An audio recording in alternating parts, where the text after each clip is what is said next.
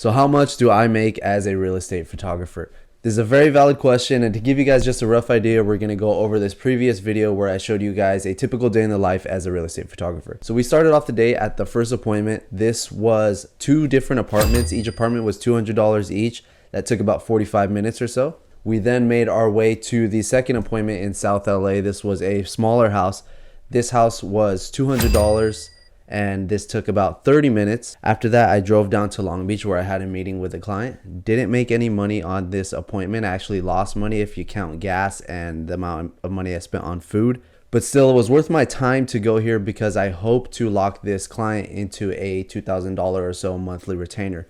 So that would be good recurring revenue for my business. Next, you'll see me here stop for gas. That's an easy $100 gas. It could have been more, but the pump just stops at $100 and these prices right now are absolutely ridiculous. And lastly, we made it to the fourth appointment where that was another $200 so I can meet with my client. I gave him a little bit of consulting on what they should do for their studio. That was free of charge. However, I did charge them to go and take photos at their company event / mastermind. So if you're counting along so far, that's a total of $800 for the 3 appointments. However, that's not including any expenses that I might have had. So of course there's $100 we have to take off that I had to spend for gas. And secondly, I could do this all alone.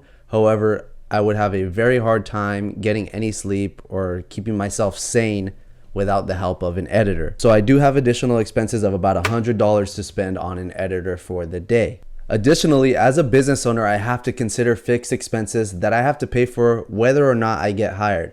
I have to pay for equipment, I have to pay for software, and I have to pay for supplies along the way as well. So all in all, on the surface, what looks like I made a profit of $600 on the day, you still have to consider expenses that you might incur along the way, not to mention having to pay for taxes.